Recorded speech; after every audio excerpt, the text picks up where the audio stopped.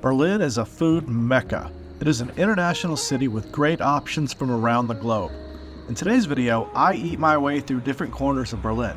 I hope you enjoy this. If you did, make sure you hit the like button and subscribe for more great videos about Berlin and Germany.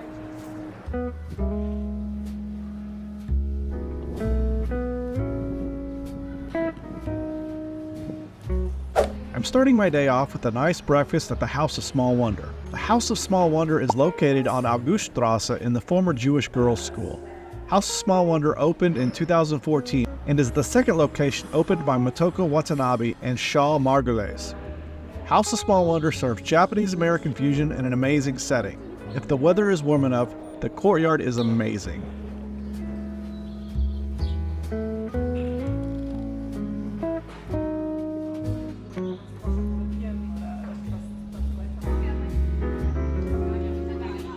This place is super cute.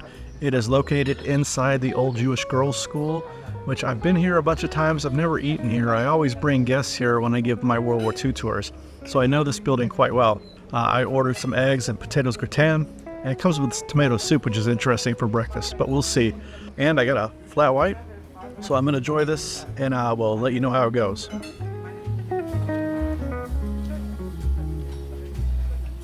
We'll say the eggs are okay. I mean, they're eggs, so they're not bad. They're fine. But the potato gratin, a bit cold, even when I got it.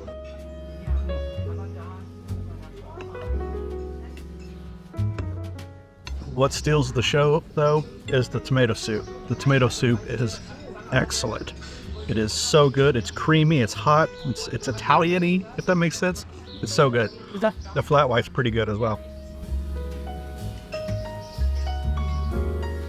All right, so I just finished breakfast at the House of Small Wonder, and I've wandered over here to Die Schönfließer to shoot a little footage for another video.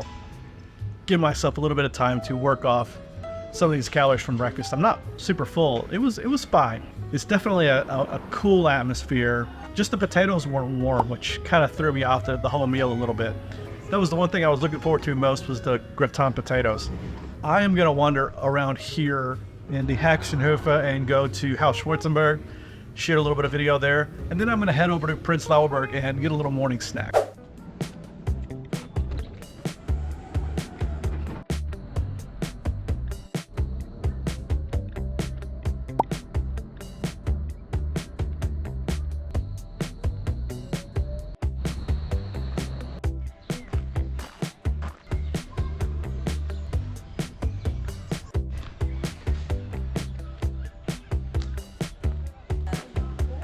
Okay, it's time for a little morning snack. Bäckerei Siebert is a Prinzlauer institution, making bread, cakes, and pastries since 1906, when Anke Siebert's great-great-grandfather Gustav Siebert opened in the same location on Schönfließer Str, where it is still located today. In 2013 and 2017, it was named the best bakery in Germany. I am here to try the Berliner, or as they call it here in Berlin, the Pfannkuchen. I can't believe I have never had a Pfannkuchen, a Berliner, a Kapfen, whatever you want to call it. I've never had one. They got a strawberry and a plum. Bigger, stick with the basics. Let's try the plum first.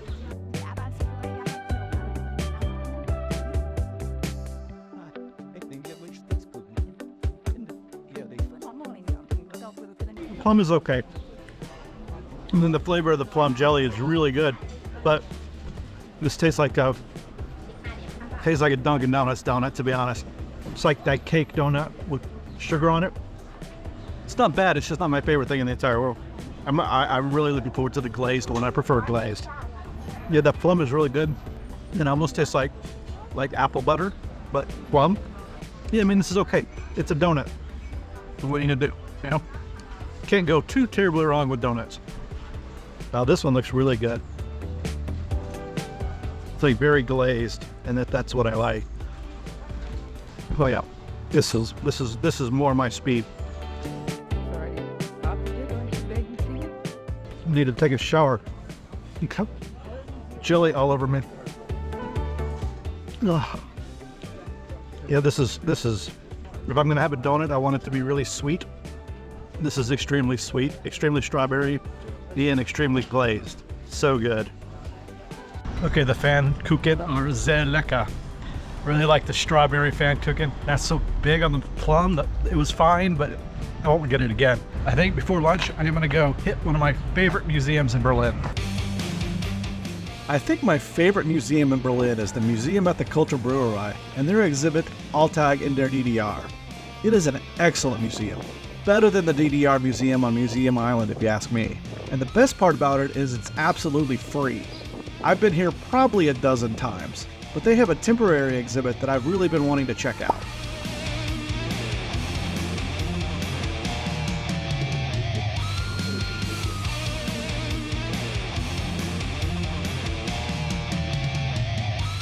That's pretty cool.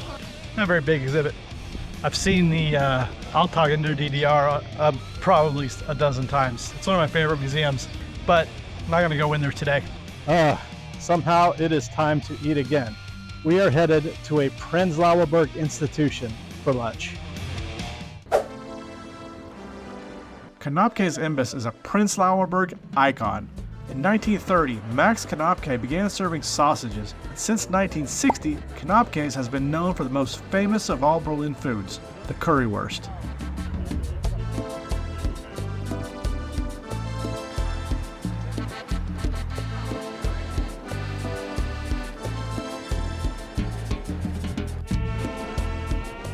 When I was eating my currywurst, I was sitting with these two ladies from the US, and I didn't have a chance to really talk about my currywurst experience. Because it's one of the only, like, Berliner foods. So, like, most anything you eat, like schnitzel and stuff, doesn't come from here. Yeah. So, I've had currywurst a number of times. Currywurst is okay. It isn't my favorite thing. Konnopke's is fine, but I probably wouldn't have chosen it on my own. Now, ChatGPT has me going to Neukölln to the Reuterkiez to eat one of my favorite things, a kebab. I'm headed to Nefis Gemüse Kebab. Now, ChatGPT at this location said that Imren was here, which is one of my favorite kebabs in Berlin. There isn't a kebab shop at Kottbusser Damm 32, but Nefis is at Kottbusser 34. So I'm going with that. ChatGPT wanted me to go to this neighborhood, so that's what I'm doing. Nefis has been serving kebab for more than 15 years and just opened a second location in Kottbusser in Kreuzberg.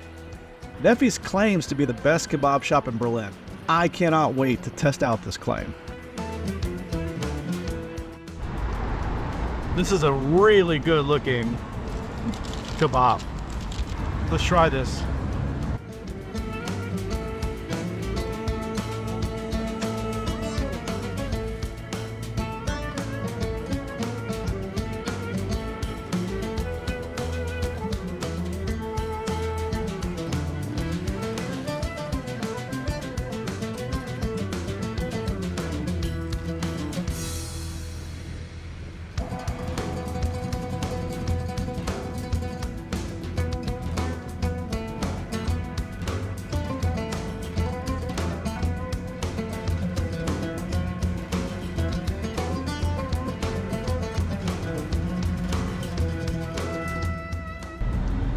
Pretty good kebab.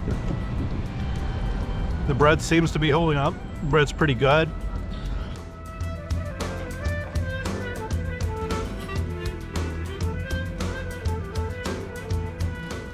The sauce is really good.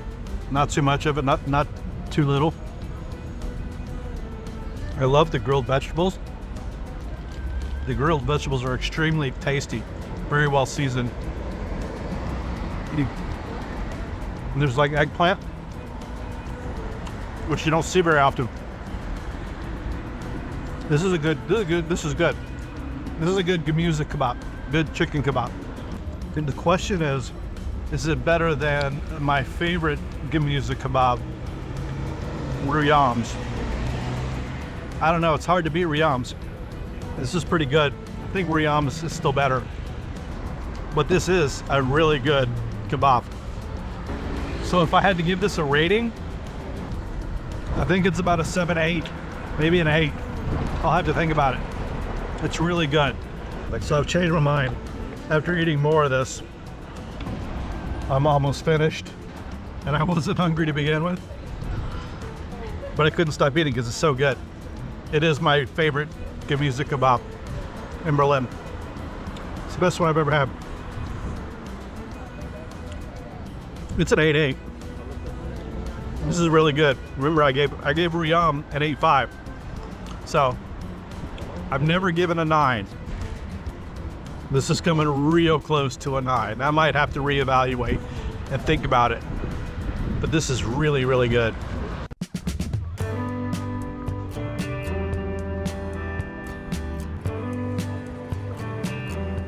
The Reuterkiez is located in the northern part of Neukölln, bordering Kreuzberg. It's a lively Kiez dominated by Wilhelmine-era buildings. Today is Friday, so let's go check out the Turkish market on Maybach-Ufer. It's one of the best markets in Berlin.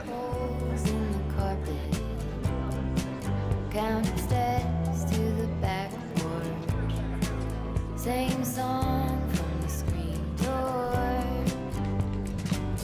He was a score on a mountain, waiting for a sign of rain. Hard pours with his head down before. Everything looks so good here. I could like eat everything, but ChatGPT does not have us getting anything here. Got to go back over to Mitte and get a snack. So let's go. It is definitely time for a snack at Zeit for Brot. Zeit for Brot has one of the best pastries in Berlin, in my opinion. The Schokoschnecken is to die for, so you know I'll be getting one of those. Zeit for Brot has been making amazing pastries in Germany that bridge the gap between old and contemporary baking. There are 5 locations in Berlin, and I'm headed to the location on Alte Schönhauser in Mitte. I've been dying to try this since I saw somebody talk about it online. So let's give it a go.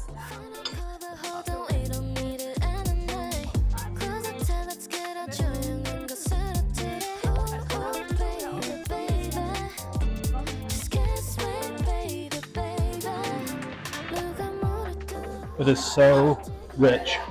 It is really, really good.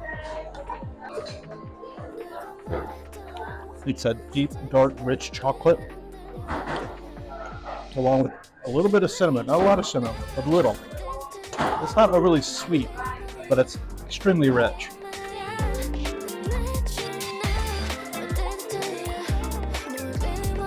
Apparently one snack was just not enough for ChatGPT. Now it has me going back to the Schönfließer. Clärchens Ballhaus is a restaurant and cabaret that opened in 1913 by Fritz and Clara Bühler. It was called Bühler's Ballhaus, but after Fritz died, Clara ran it on her own and it became known as Clärchens Ballhaus. My waiter told me that the inside is closed for renovations until fall, and in his words, the old lady is 111 years old. Apparently there's a woman still living in the building that is 94, and she was a waiter here in the 1960s. After the Schokoschnecken I just ate, I wasn't at all hungry, but ChatGPT told me to order a pretzel and a beer. Well, I tried to order the pretzel, but the waiter told me they were out of them, so I ordered some nuts, and I didn't feel like having a beer, so I ordered a glass of wine. The atmosphere was so nice, I really enjoyed just taking a break, drinking some nice wine, and reading my book a little.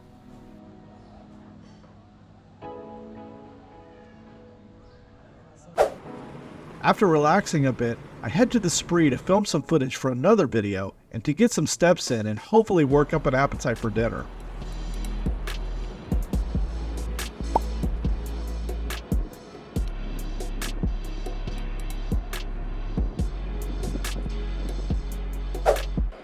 Now ChatGPT has me going to Berliner Republik in Mitte to try their Eisbein.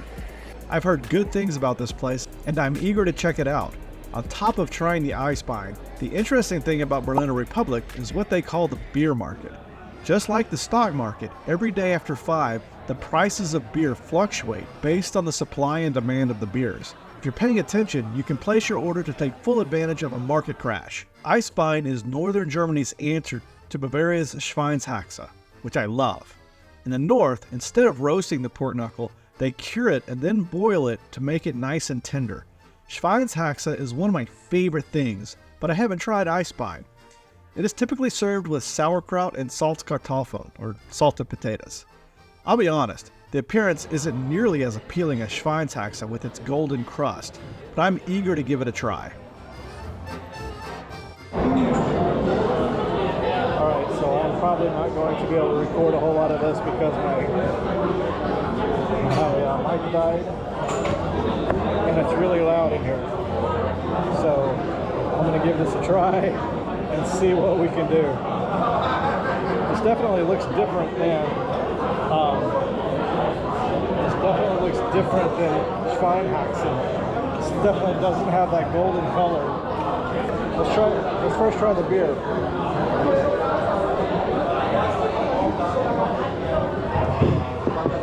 So the beer is their house pills.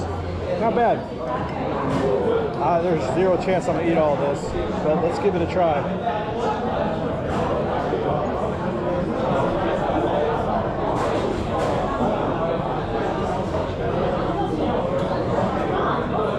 Oh, that is so good. It's super rich, like the Schweinehaxe is. It has almost the same flavor, a little different, but it's not crispy. So it's kind of just like gelatin. It melts in your mouth. Let's try it with some mustard.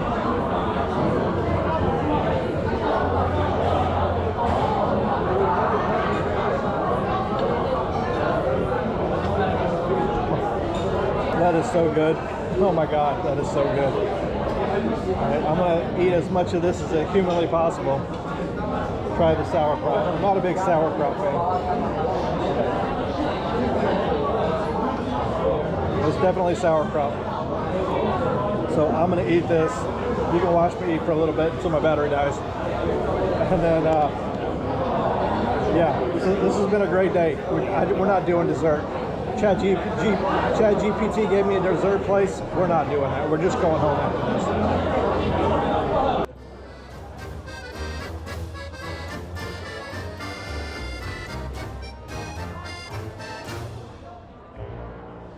After a long day and a lot of food, I am ready to head home. Do I think ChatGPT did a good job with planning this tour? I do, but I just couldn't eat dessert. It was just too much. It gave me a wide variety of locations and foods. Would I recommend doing this? Unless you just want to spend all day eating, I wouldn't. It was a fun experience and I got to eat at some places I've been wanting to try, but it was just too much. Now I'm going to go to bed and fall into a food coma. I hope you all have enjoyed this video. It was a lot of fun to make. If you did enjoy it and you want to see more content like it, please subscribe to my channel and make sure you hit the like button. It really helps more people see my videos. Until next time, I'll see you later.